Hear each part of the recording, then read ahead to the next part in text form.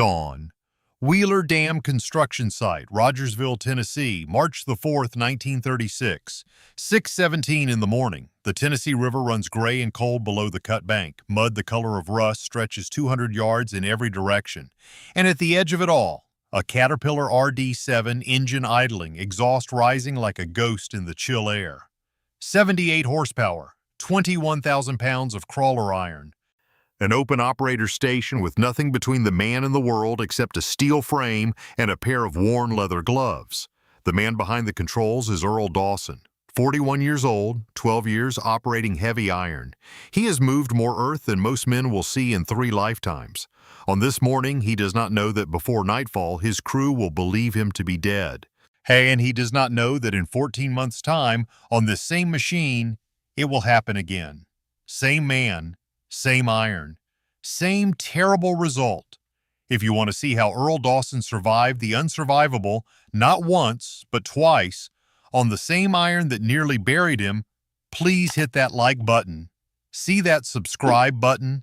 Oh, it's our exchange, your way of saying this reached me. Not about the action size, but its meaning. Hit it if this resonated, drop a like if it moved you, and comment your thoughts on this story.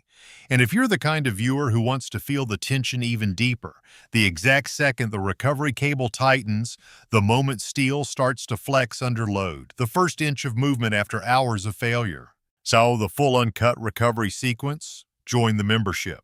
That's where we release extended 20-plus minute breakdowns, raw operational footage, the most intense recovery moments, and detailed machine analysis that doesn't make it into the public edit. Let's complete this circle together. Now, back to the story. But to understand how this happened, we have to go back. The Tennessee Valley Authority was born from desperation. By 1933, this river system had drowned farms, erased communities, and choked any hope of economic progress across 7 states.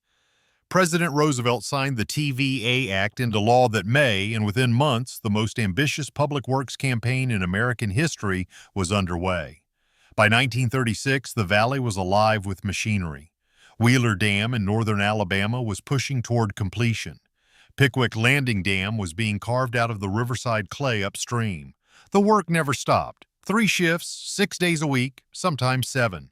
Thousands of men from families that hadn't seen steady wages in years were now operating equipment, pouring concrete, cutting access roads out of raw hillside, and grading approach embankments under floodlights in the dark.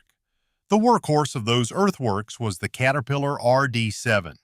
Introduced by Caterpillar in 1935, built in Peoria, Illinois, it was the most capable crawler tractor available for that class of work. Its engine displaced 13.6 liters, 4 heavy cylinders firing in sequence, generating 78 horsepower at the drawbar. It weighed just over 10.5 tons. Its tracks were built wide enough to grip wet clay embankments and narrow enough to swing tight in confined cuts. It had 4 forward gears, 1 reverse, and a dry disc clutch that required the operator to know exactly when to release load and when to push harder. There was no cab, no rollover protection, just a steel seat, a throttle lever, and the open air. Earl Dawson had been assigned to one specific RD7 since the previous fall, serial number stenciled in yellow on the side rail. He knew its tendencies the way a horseman knows a difficult animal. The slight drag in second gear, the vibration in the left final drive when you push too long at full throttle, the way the machine pulled slightly right when the blade was raised too high on a downhill pass. He knew it. He trusted it. That trust would nearly kill him twice. The morning of March 4th began with a grading assignment on the east approach embankment, a long, sloping cut running down toward the river. Overnight rain had saturated the upper 6 inches of fill. Beneath that, a layer of compacted clay. Beneath that, a seam of silty loam that no one had tested. Dawson made the first pass without incident. The second pass, he pushed the blade lower to clean the drainage channel along the edge. The RD7's left track crossed a point where the silty seam ran close to the surface. The ground didn't collapse all at once. It gave way in stages, the way saturated fill always does. First a slow tilt, then a lurch, then a roll that no operator can counter once it starts. The RD7 went over the embankment edge at a 40-degree angle and dropped 12 feet into the drainage cut below. The machine landed on its left side. The impact drove the engine block into the clay. The steel seat frame collapsed inward. Earl Dawson was pinned between the frame and the bank wall. It took 40 minutes for the rescue crew to reach him with hand tools. By the time they cleared enough material to see his face, he was gray, unresponsive, and showed no pulse in the initial check.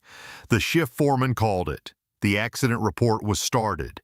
A runner was sent to the site office with the news. Earl Dawson regained consciousness 50 minutes later in the field tent, attended by the site medic. He had fractured 2 ribs, broken 3 fingers on his right hand, and suffered a deep laceration across his left shoulder.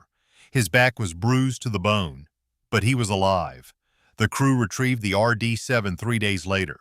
Its blade was bent, the left track roller was cracked, the seat frame was rewelded, the left final drive was inspected and cleared. In 5 weeks, the machine was back in service, and at Earl Dawson's own request, when he returned to work in May, he was reassigned to the same machine. Foreman later recalled he said he wasn't going to let a piece of iron tell him what he could operate. 14 months passed. The TVA work pushed north. Pickwick Landing Dam was nearing its full embankment height. The downstream approach required final grading on a long fill slope, a job that was supposed to be straightforward. The fill had been placed in lifts, compacted by roller passes, and given a week to cure after a wet spring. What the compaction test hadn't caught was a pocket of entrapped water roughly 18 feet below the surface. This was common on rapid fill projects in the 1930s when testing equipment was limited and schedule pressure was relentless. The pocket had been sealed in by successive compacted lifts, building internal pressure with every rain event. By the second week of May, that pressure had been building for 3 months. Dawson was on the day shift, making trim passes to establish drainage grade. He was working across the upper shoulder of the fill slope, blade angled at 12 degrees, to shed material to the low side. The RD7's tracks were carrying the full machine weight across a zone directly above the water pocket. At 2:48 in the afternoon, the fill gave way. Not the slow tilt of the first incident. This was a catastrophic subsidence, a sink roughly 30 feet wide opening beneath and behind the machine in less than 3 seconds. The RD7 went in tail first, the rear drive sprockets dropping first, the whole machine pivoting backward and down into a slurry of collapsed fill and released groundwater. Dawson was thrown from the seat on impact.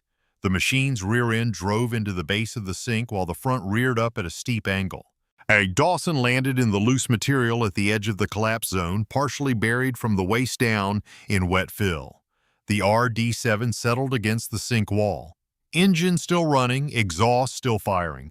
It took a full hour and 2 additional crawler machines, a second RD7 and a Caterpillar RD6, rigged with tow cables and a recovery block to extract the machine and reach Dawson. He was unconscious when they pulled him free. When his left leg was fractured in 2 places, he had suffered a concussion. His collarbone was broken. The site physician documented no heartbeat on initial contact. The field record shows a 2-minute gap before spontaneous respiration resumed. For the second time, same machine, same man, declared dead on site. Came back. Earl Dawson spent 4 months recovering from the second accident. He returned to the TVA work sites in the fall of 1937. He did not request the RD7 a 3rd time. The machine was reassigned, served out the remainder of the Pickwick project, and was eventually retired from TVA service in 1940 when the RD designation was phased out in favor of the early D-Series production line. What his story tells us reaches past the dramatic. It tells us about the men who built the New Deal in mud and iron, without rollover protection, without modern compaction testing, without the structural geology assessments that would become standard after disasters exactly like these. The open operator station on that RD7 was not an oversight. It was the standard. Men like Dawson understood the risk as part of the wage. They climbed into the seat, engaged the clutch, and pushed. The TVA's dams transformed a flooded, impoverished river valley into the backbone of a regional power grid. They created the infrastructure that still generates electricity today, and they were built by operators whose names appear in no dedication ceremony, men who understood that the machine was not the danger, only the terrain you chose to cross with it. The Caterpillar RD7 is gone from the line. The TVA dams are still standing, and somewhere in the accident logs of the Pickwick project, filed in a box at the National Archives in Atlanta, is a field report with Earl Dawson's name on it twice. If this story moved you, please like and subscribe. Your support helps us preserve these machines and the histories behind them. And if you want the full tension, the extended recovery cuts, the raw mechanical stress moments, and the unseen breakdown analysis, the membership is waiting for you. Tell us in the comments where you're watching from. Under this video, you'll see a thanks button, a small gesture with a big meaning. By pressing it, you're not only supporting the creation of more content like this, but you're also becoming part of the very exchange we've been talking about, giving and receiving in harmony. It's not about the size of the gesture, it's about the meaning. A simple super thanks tells me these words reached you. It tells me that the effort, the late nights, and the discipline to bring this message forward mattered to someone on the other side of the screen.